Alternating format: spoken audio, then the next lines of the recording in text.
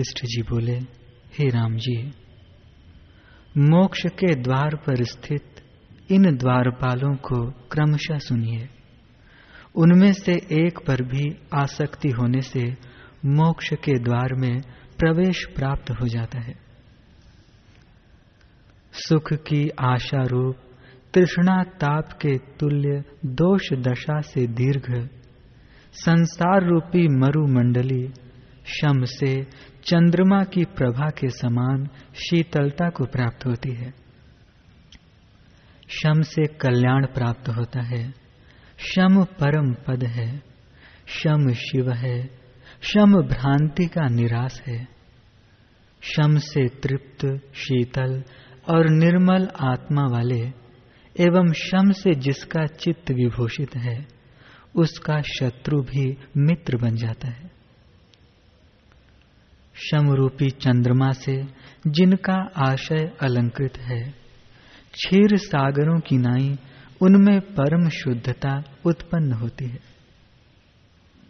जिन सज्जनों के हृदय रूपी कमल कोशों में शम रूपी कमल विकसित है, दो हृदय कमल वाले वे लोग भगवान श्री विष्णु के तुल्य हैं। जिनके कलंक रहित मुख चंद्र में शम श्री शोभित होती है, अपने सौंदर्य रूप गुणों से जिन्होंने अन्य लोगों के नेत्र, मन आदि इंद्रियां अपने वश में कर ली हैं, वे कुलीन शिरोमणि हैं और वंदनीय हैं। तीनों लोकों के मध्य में स्थित राज्य लक्ष्मी वैसे आनंद के लिए नहीं होती जैसे कि साम्राज्य संपत्ति के सदृश शम संपत्ति आनंद के लिए होती है। जो विविध दुख हैं, दोहसह तृष्णाएं हैं और दुष्ट मानसिक चिंताएं हैं, वे सब शांत चित्त वाले पुरुषों में इस प्रकार नाश को प्राप्त होते हैं जैसे कि अनेक सूर्यों के प्रकाश में अंधकार विनष्ट हो जाता है। शमवान पुरुष के दर्शन से सब प्राणियों का मन जैसी कौतुकपूर्ण प्रसन्नता को प्राप्त होता है, चंद्रमा के दर्शन से वैसी प्रसन्नता प्राप्त नहीं होती। शांति युक्त और सब प्राणियों में प्रेम करने वाले सज्जनतम पुरुष में परम तत्व स्वयं ही प्रसन्नता को प्राप्त होता है। हे राम जी, जैसे प्राणियों का अपनी माता पर विश्वास होता है, वैसे ही क्रूर, कुटिल और मृदु सब प्राणियों का शमवान पुरुष पर विश्वास होता है। पुरुष को इंद्र पद प्राप्त होने पर अमृत के पान से और भगवान विष्णु का पद प्राप्त होने पर लक्ष्मी के आलिंगन से वैसा सुख प्राप्त नहीं हो सकता जैसा कि शम से अंतःकरण में सुख प्राप्त होता है। हे श्री रामचंद्र जी, संपूर्ण आधि और व्याधियों से ग्रस्त और तृष्णा रूपी रस्सी से आक्रांत मन को शम रूपी अमृत के सिंचन से प्रकृतस्थ कीजिए। शम से शीतल बुद्धि से जो कुछ कार्य करते हो, जो कुछ भोजन करते हो, वह मन को अत्यंत स्वादु लगता है। उक्त बुद्धि से भिन्न बुद्धि से जो कुछ कर्म किया जाता है एवं भोजन किया जाता है, वह स्वादु नहीं लगता है। हे रामचंद्र जी, शमरूपी अमृत रस से आप्लावित मन ऐसे आनंद को प्राप्त होता है कि उससे कटे हुए अंग भी उग जाते हैं, ऐसा मेरा निश्चय है। शमवान पुरुष का न पिशाच, न राक्षस, न दैत्य, न शत्रु, न बाघ और न सांप कोई भी द्वेष नहीं करते। जैसे बाण हीरे को छेद नहीं सकते, वैसे ही उत्कृष्ट शम रूपी अमृत कवच से जिसके संपूर्ण अंग प्रत्यंग सुरक्षित हैं, उसे संपूर्ण दुख पीड़ित नहीं कर सकते। अपने राजमहल में विराजमान राजा को भी वह शोभा प्राप्त नहीं हो सकती जो शोभा स्वच्छ और शम से शोभायमान सम बुद्धि से युक्त पुरुष को प्राप्त होती है। शांत अंतःकरण वाले पुरुष का दर्शन कर मनुष्य को जो अलौकिक आनंद होता है, वह आनंद अपने प्राणों से भी प्रियतर जन को देखकर नहीं होता। इस संसार में जो महात्मा शम से शोभित एवं सब लोगों द्वारा प्रशंसित समवृत्ति से सबके साथ सुंदर बर्ताव करता है, उसी का जीवन सार्थक है, दूसरे का नहीं। शम से परिपूर्ण तथा उद्दतता शून्य मन वाला साधु पुरुष जो कुछ भी कर्म करता है, ये संपूर्ण प्राणी उसके उस कर्म की प्रशंसा करते हैं। जो पुरुष प्रिय और अप्रिय को सुनकर, छूकर, देखकर, खाकर और सूंघकर क्रमशः न तो प्रसन्न होता है और न खिन्न होता है, वह शांत कहा जाता है। जो पुरुष प्रयत्न से इंद्रियों को जीतकर सब प्राणियों में समान बर्ताव करता है और सुख आदि की न तो इच्छा करता है और न प्राप्त प्रारब्ध का त्याग करता है, वह शांत कहा जाता है।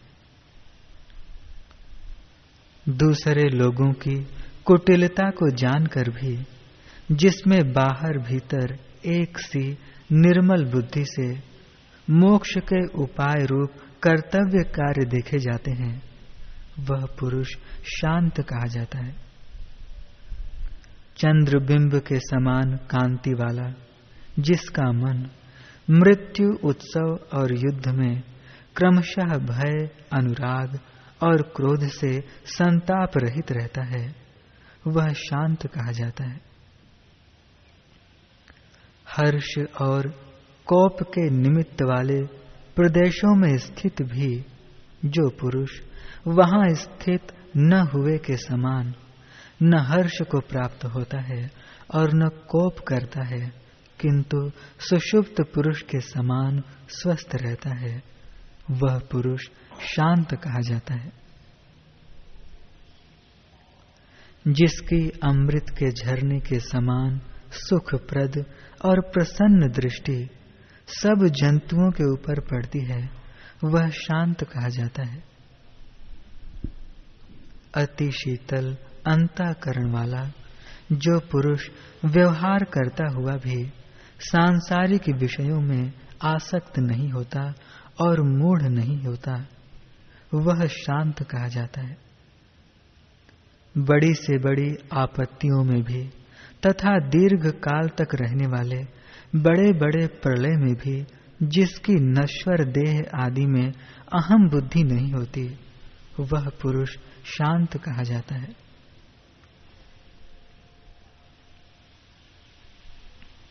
व्यवहार करते हुए भी जिस पुरुष की ब्रह्म के समान समरस या आकाश के समान विकार को प्राप्त न होने वाली बुद्धि राग द्वेष आदि के संपर्क को प्राप्त नहीं होती, वह पुरुष शांत कहा जाता है। तपस्वियों में, विद्वानों में, यज्ञकर्ताओं में, राजाओं में, बलवान पुरुषों में एवं अन्यान्य प्रचुर गुणों से विभूषित लोगों में शम युक्त पुरुष ही अधिक शोभित होता है। जैसे चंद्रमा से चांदनी उदित होती है, वैसे ही जिन गुणशाली सज्जनों का चित्त शम पूर्ण है, उनके हृदय से आनंद का स्रोत उद्भूत होता है। संपूर्ण गुणों की अवधि, पुरुषों का मुख्य भूषण एवं संपूर्ण गुणों की संपत्ति से युक्त शम संकटों में और भयपूर्ण स्थानों में भी विराजमान रहता है। संकट और भय से पुरुष को मुक्त कर देता है। हे रघुनंदन, दूसरों के द्वारा न चुराया जा सकने वाला तथा पूज्य जनों द्वारा बड़ी सावधानता से सुरक्षित परम साधन भूत शम रूपी अमृत के अवलंबन से अनेक महानुभाव जिस क्रम से परम पद को प्राप्त हुए हैं, आप भी सिद्धि के लिए उसी क्रम का अवलंबन कीजिए। हे श्री रामचंद्र जी, विषय, संदेह, पूर्व पक्ष, सिद्धांत और प्रयोजन का विभाग पूर्वक ज्ञान रखने वाले पुरुष को शास्त्र ज्ञान से निर्मल परम पवित्र बुद्धि से नित्य निरंतर आत्मा का विचार करना चाहिए।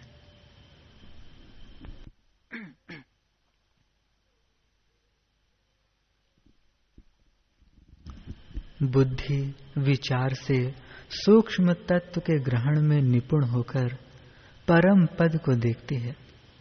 इसलिए विचार संसार रूपी महारोग की महौषधि है।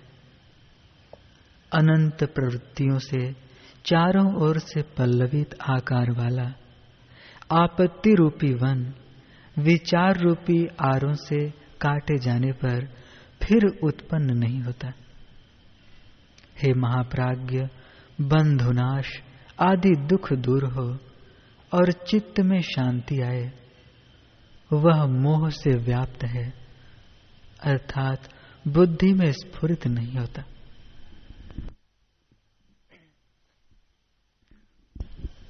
विचार ही सज्जनों का परम आश्रय है, उचित कर्तव्य के अनुसंधान में हेतु है।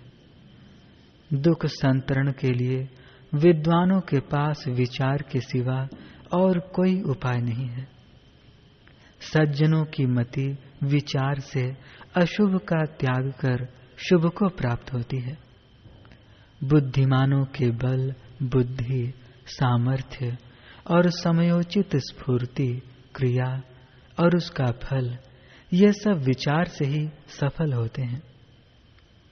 यह युक्त है और वह अयुक्त है, इसके प्रकाशन में महादीपक रूप एवं अभीष्ट वस्तु की सिद्धि करने वाले प्रचुर विचार का अवलंबन कर संसार रूप सागर को पार करना चाहिए। हृदय स्थित विवेक रूप कमल को कुचल डालने वाले महामोह रूपी हाथियों को विशुद्ध विचार रूपी सिंह मार डालता है। संसार संतरण के उपाय से अनभिज्ञ लोग समय पाकर जो परम पद को प्राप्त हुए हैं, वह विचार रूप प्रदीप का ही उपाय प्रकाशन जन्य सर्वोत्तम फल है। हे राघव, बड़े बड़े राज्य, महती संपत्तियां, भोग और अविनाशी मोक्ष, ये सब विचार रूपी कल्प वृक्ष के फल हैं। इस संसार में महापुरुषों की विवेक से विकसित जो मतियां हैं, वे जल में फेंकी गई तुम्बियों के समान विपत्ति में विषाद को प्राप्त नहीं होती। जो लोग विचारवती बुद्धि से व्यवहार करते हैं, वे लोग अति श्रेष्ठ फलों के पात्र होते हैं, इसमें कोई संदेह नहीं है। विविध दुख मूर्खों के हृदय रूपी वन में स्थित तथा मुमुक्षा को सर्वप्रथम रोकने वाले अविचार रूपी करंज वृक्ष की मंजरियां हैं। अर्थात जैसे करंज वृक्ष वन में उगते हैं और अपने बढ़ाव से दिशाओं को रोकते हैं, वैसे ही अविचार मूर्ख जनों के हृदय में वास करता है और मोक्ष की आशा को रोक देता है। उसी अविचार का फल दुख है। हे रघुवंश शिरोमणि, आपकी अंजन के चूर्ण के ढेर के समान काली और मदिरा के नशे में होने वाले चिन्हों से, भ्रम और स्खलन आदि से युक्त अविचार रूपी नींद नाश को प्राप्त हो। जैसे सूर्य निविड़ अंधकारों में भी निमग्न नहीं होता, किंतु स्वयं अंधकार का विनाश कर सदा प्रकाशमान रहता है, वैसे ही सद्विचार में तत्पर पुरुष बड़ी बड़ी आपत्तियों से युक्त एवं अति विस्तार युक्त अज्ञानों में निमग्न नहीं होता। जिसके अति निर्मल मन रूपी तालाब में विचार रूप कमल राशि खिल जाती है, वह हिमालय की भांति शोभा को प्राप्त होता है। मूढ़ता को प्राप्त हुए जिस पुरुष की बुद्धि विचार शून्य है, उसके लिए चंद्रमा से वज्र उत्पन्न होता है। जैसे मूर्खतावश बालक के लिए बेताल उत्पन्न होता है। जिस मूर्ख के मन में शोक दुख की उत्पत्ति होती है, उसके लिए चंद्रमा से भी वज्र उत्पन्न होता है। जैसे बालक की मूर्खता से वेताल उत्पन्न होता है। विवेक शून्य अधम पुरुष निरंतर दुख बीजों को रखने के लिए बनाया गया अति विशाल कोटिला है एवं विपत्ति रूपी नवीन लताओं के विकास का कारण वसंत है। ऐसे अधम पुरुष का दूर से त्याग कर देना चाहिए। जो कोई अपने को और दूसरों को दुख देने वाले कार्य हैं, जो कोई निषिद्ध कार्य हैं और जो मानसिक पीड़ाएं हैं, वे सब अंधकार से बैताल की नाई अविचार से ही उत्पन्न होते हैं। हे रघुकुल तिलक, जिस पुरुष में विवेक नहीं है, वह निर्जन स्थान में उगे हुए वन वृक्ष के समान है और पुरुषार्थ के उपयोगी सत्कर्म करने में असमर्थ है। उससे सदा दूर रहना चाहिए।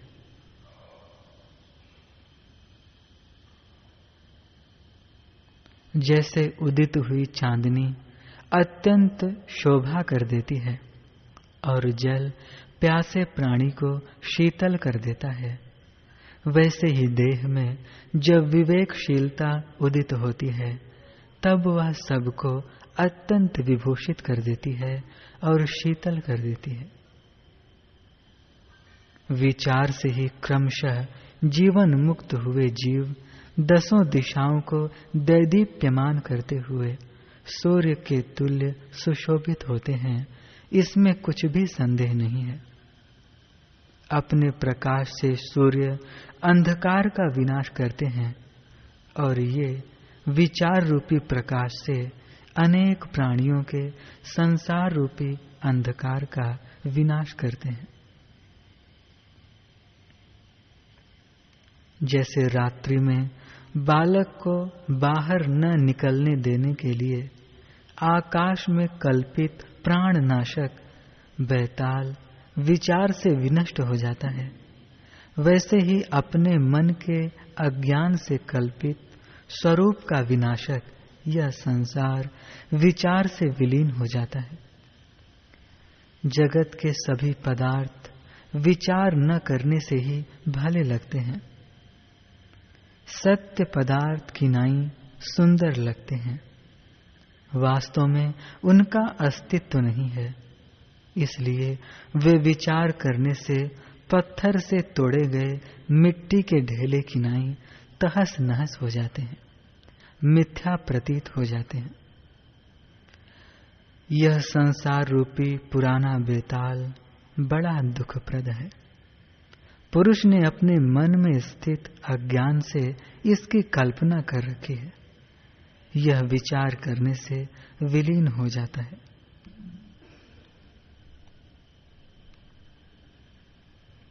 ब्रह्म कैवल्य को उत्तम फल जानो। जो कैवल्य सुख रूप है, जिसमें जगत की विषमता का तनिक भी संपर्क नहीं है, जिसका कभी बाध नहीं होता और जो दूसरे के अधीन नहीं है।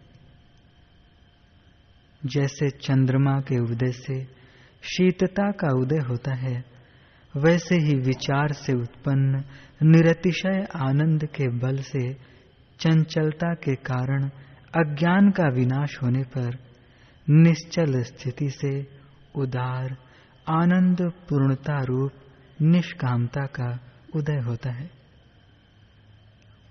अचल स्थिति ही सर्वश्रेष्ठ है। उक्त अचल स्थिति को देने वाली चित्त में स्थित आत्म विचार रूपी महौषधि से सिद्ध हुआ पुरुष न तो अप्राप्त वस्तु की इच्छा करता है और न प्राप्त का त्याग करता है, वह कृतकृत्य हो जाता है।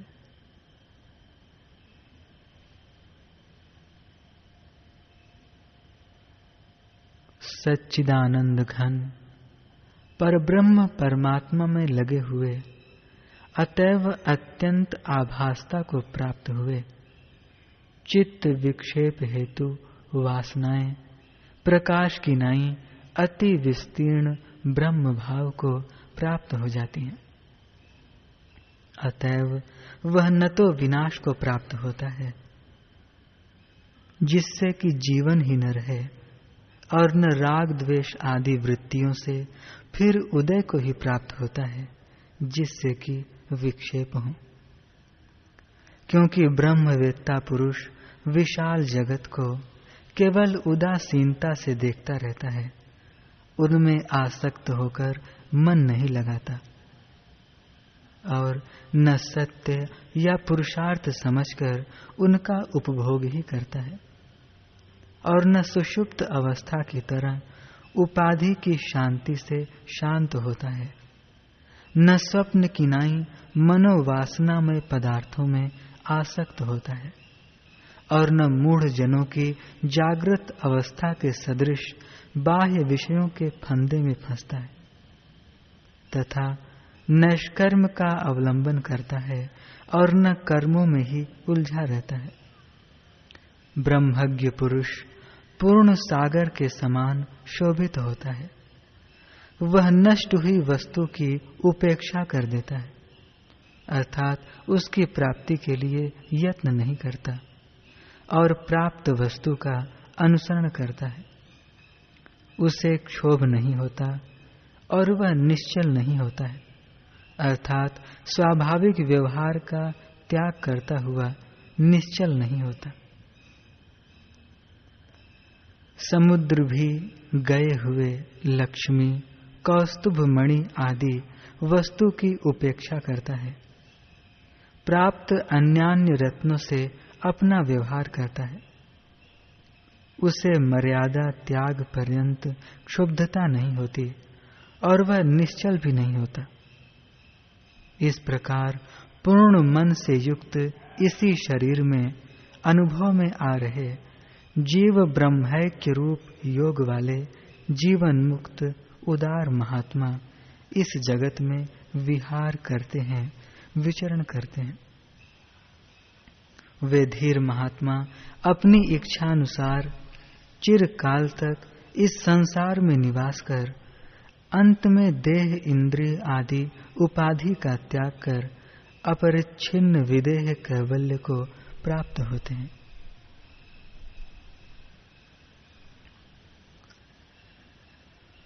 हरि ओम।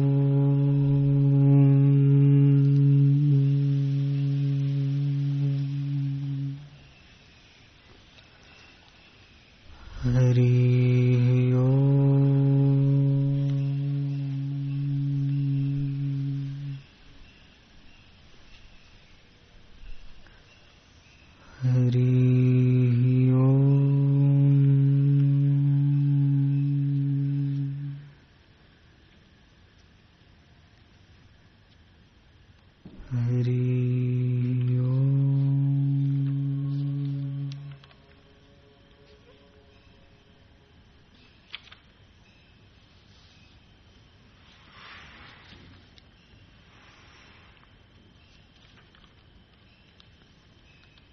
वशिष्ठ जी बोले, हे राम जी,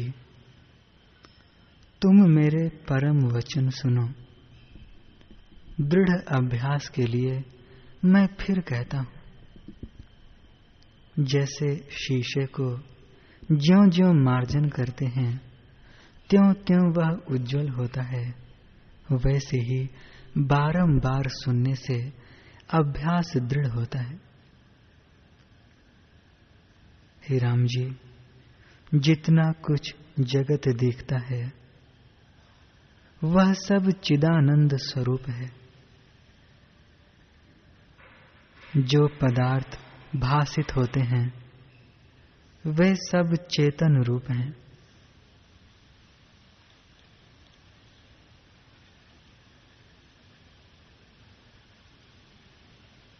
चित्त की कल्पना से भिन्न भिन्न पदार्थ भासित होते हैं।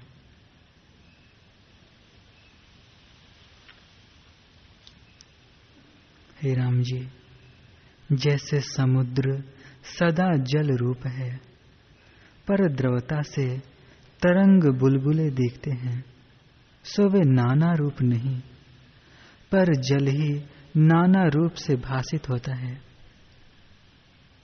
वैसे ही सब जगत अनाना रूप है, पर नाना रूप भासित होता है। हे राम जी, तुम अपने स्वप्न को विचार कर देखो कि तुम्हारा अनुभव ही नाना प्रकार का होकर भासित होता है, परंतु कुछ हुआ नहीं। वैसे ही यह जागृत जगत भी तुम्हारा अपना ही रूप है, दूसरा कुछ नहीं।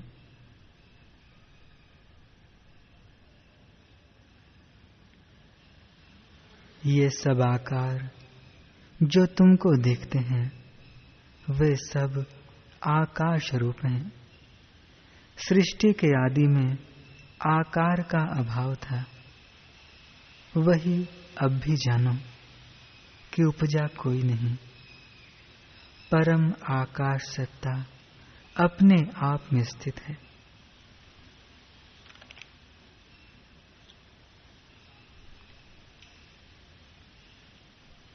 जगत कुछ उपजा नहीं, और न सत्य है न असत्य है, न आता है न जाता है, केवल आत्म सत्ता अपने आप में स्थित है।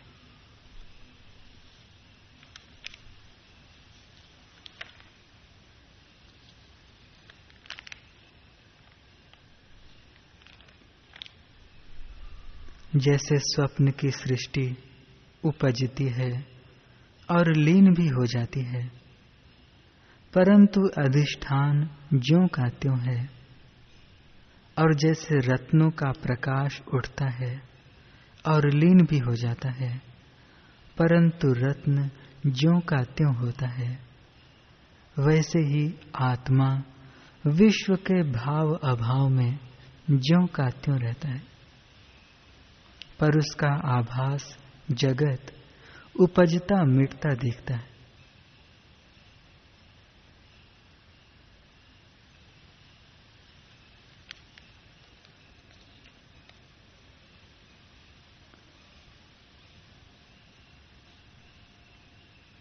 हे राम जी, वेदन में जो संकल्प फुरता है वही अंतःकरण चतुष्टय होकर भासित होता है। पदार्थों के चिंतन से इसका नाम चित्त है। संकल्प विकल्प के संसरण से इसका नाम मन है। ज्यों का त्यों निश्चय करने से इसका नाम बुद्धि है। पर सब संकल्प मात्र है, और उनसे उपजा जगत भी संकल्प रूप है।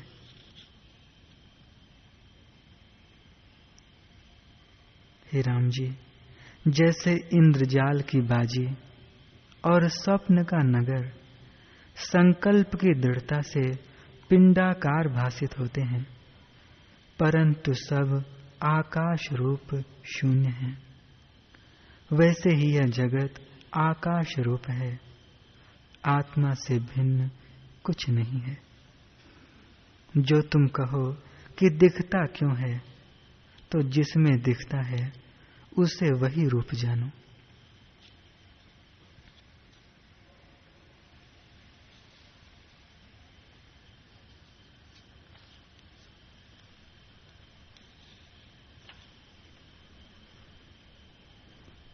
हे राम जी, यह जगत संकल्प रूप ही है, संकल्प से भिन्न कुछ नहीं।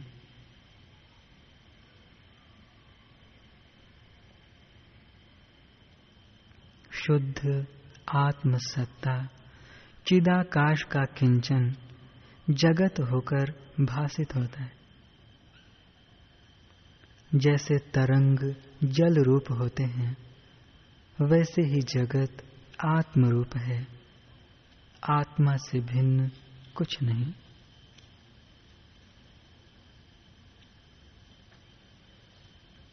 अनेक प्रकार की वासना संवेदन में फुरती है, पर जिनको स्वरूप का विस्मरण हुआ है, उनको यह जगत सत्य रूप दिखता है। जो उनको विचार उत्पन्न हो, तो वही काम है। जिस काल में विचार उत्पन्न होता है, उसी काल में अज्ञान निद्रा का अभाव हो जाता है। हे राम जी, जब विचार अभ्यास करके मन तद्रूप होता है, तब यथाभूत दर्शन होता है और संपूर्ण ब्रह्मांड अपना ही रूप भासित होता है, क्योंकि वह अपने आप में ही स्थित है। सबके अधिष्ठान आत्मसत्ता में अहम प्रतीति होती है। जैसे स्पंदन फुरते हैं, वैसे ही उनकी सिद्धि होती है। यह सब जगत आत्मा में संकल्प का रचा हुआ है।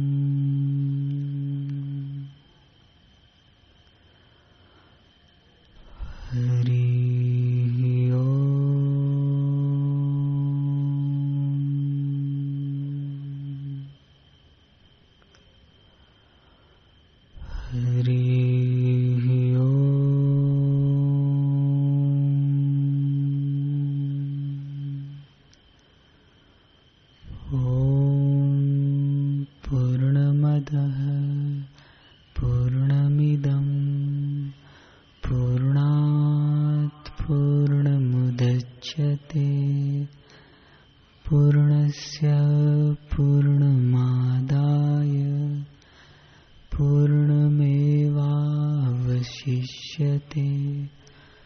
ओम शांति शांति शांति। श्री सद्गुरु देव भगवान की जय।